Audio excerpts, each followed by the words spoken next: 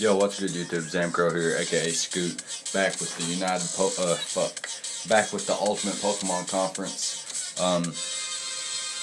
Minors League, Season 1, Week number 3 prep talk. We're facing the Pittsburgh Steelers. Sick ass name. Anyways, yeah. So first of all, I'm gonna go over our roster as we always do. Well, first of all, I'm gonna talk about our past 2 weeks. We've done pretty well, so we're going into this match pretty happy. Hopefully, we can get a 3-game win streak going in after week 3. We're facing a scary squad though.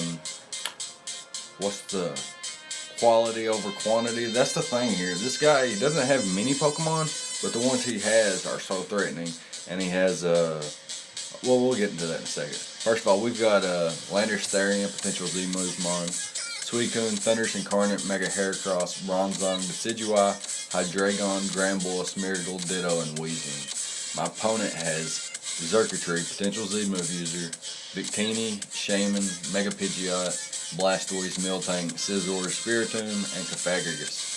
So my opponent's rocking some interesting mons there, very threatening. The Xurkitree, the Victini, the Mega Pidgeot, the Scizor, and the Cofagrigus are all very threatening. Miltank and Blastoise can be threatening. Shaman can be threatening. Scizor as well. Lots of different things his team can do. And first of all, I kind of bring in, I don't want to say an offensive approach. Well, yeah, I do. I bring an offensive approach this game with things like a fast Landers, Nasty Plot, Thundurus, Choice Scarf, Hydreigon, I do believe. So we bring some pretty offensive mons this week. And first off, we've got a Yachi Berry Landers with U-Turn, Earthquake, Stone Edge, and Toxic. Now, this is probably going to be my lead, depending on what he brings. If he brings the Xurkitree, I think I definitely want this to be my lead. He does have a potential Victini lead, Choice Scarf U-Turn, or like a Glaciate, Specs Glaciate set or something like that. But like I said, this is probably going to be a lead. I can get momentum off of a U-Turn if he leads like something like Miltank or Cofagrigus. Or I could also get him with the Toxic as well. Earthquake should scare out something like Victini and Xurkitree. Should, won't always. Got the Stone Edge for the Mega Pidgeot, and that's literally the only reason I bring the Stone Edge. Otherwise, Landers can come in and take a hit. The special defense investment and the HP investment with the Yachi Berry, I can take any one hit. Even like, I know it doesn't get it, Victini with Ice Beam, I could take that. But anyways, yeah, that's gonna be the Landers set. You can put in some work, get some momentum, and toxic some things like Cofagrigus or Miltank that might be otherwise a little problematic. Next up's gonna be Suicune. Also, if I get if it's a Xurkitree and it's on the balloon, I can throw out a Toxic and then, wear it down that way. Like, it'd probably go for Hypnosis or Hidden Power Ice. I would eat the Hidden Power Ice because of the Yachi Berry. If he goes for the Hypnosis, that's fine because he would be poisoned, and then I can switch out to like Hydreigon or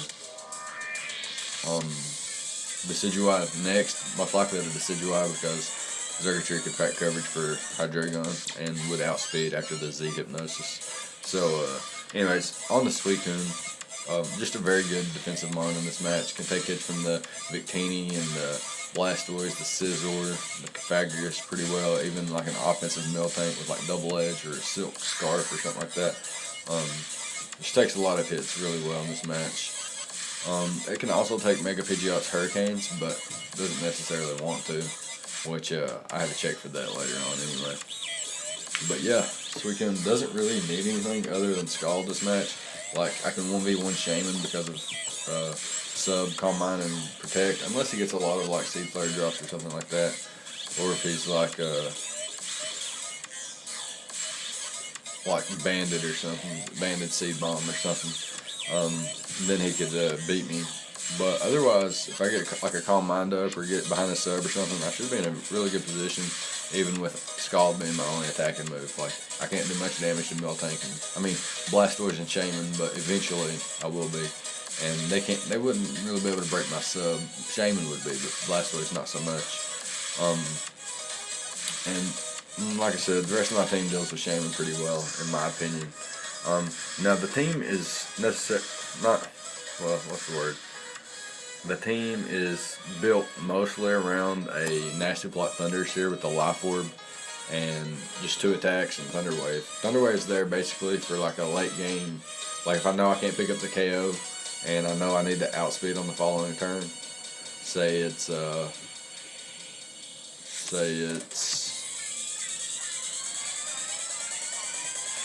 for an example, let's just say it's Shaman versus, it's a max speed Shaman versus Thundurus and Hydreigon, and I know I can't, KO with my Thundurus, and then I can just Thunder Wave it, and then bring in my Hydreigon, make sure that I outspeed and can potentially 2-hit KO it. However, I am Choice Scarf Hydreigon, so I should outspeed a no Scarf Shaman anyway.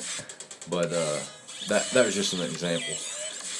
However, after a Nasty Plot, his entire team is 2-hit KO'd by Thunderbolt, potentially O-Code. Sludge Wave runs through Xurkitree and Shaman, his only resist. And yeah, that's pretty much it.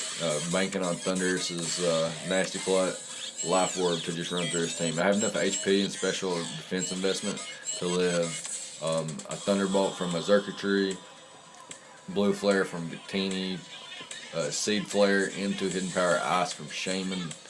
Can take Pidgeot's Hurricanes for days. Not days, but I can take a couple of them before it gets, interesting. And that's in conjunction with Life Orb and Rocks. So that's pretty good in my opinion. And like I said, Thunder Wave's only there to slow things down. I got enough speed investment to outspeed the Victini and other base 100s, and that's basically all I needed. Next up, we got the Heat-Proof Bronzong with the leftovers, the Stealth Rock, the Gyro Ball, the Earthquake, and the Toxic. See, what this allows me to do is take a V-Create from because I am Heat-Proof, and the defensive drops will make Earthquake, pick up the knockout. Hold on a second.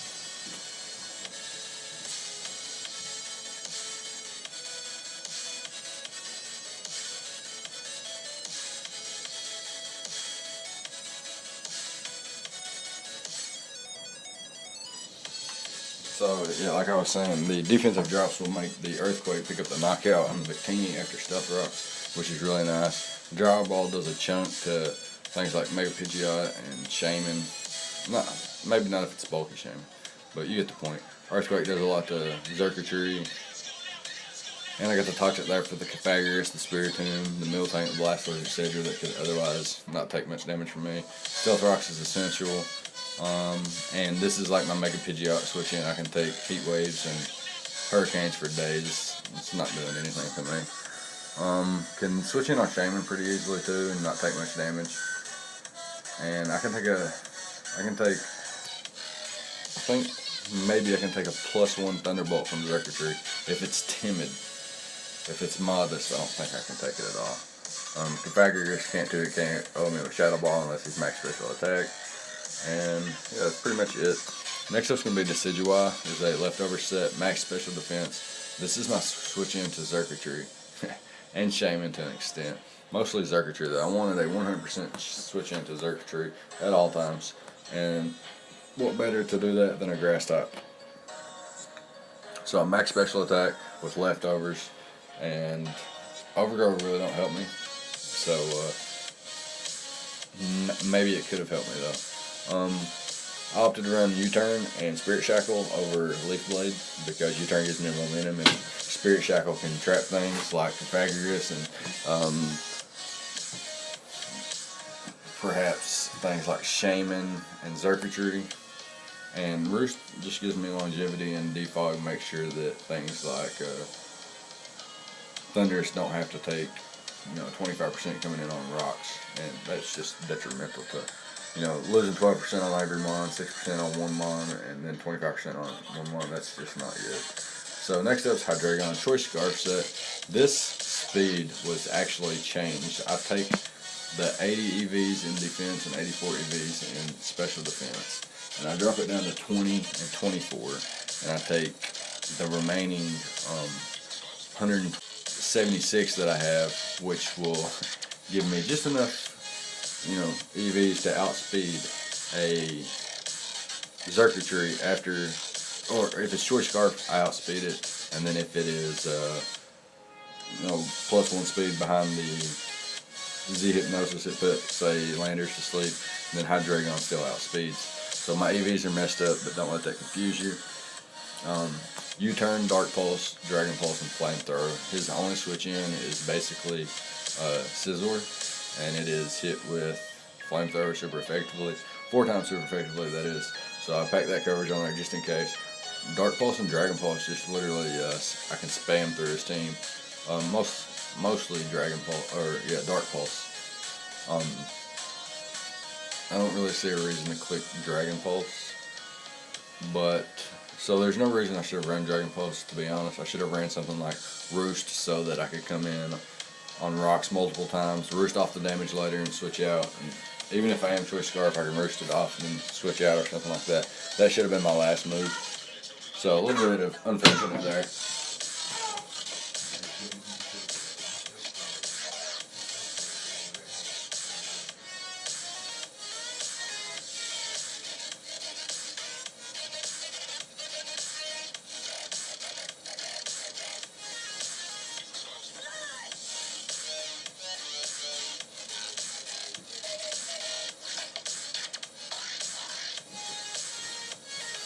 Okay, so my daughter started crying for a minute. Anyways, that's basically it for the team.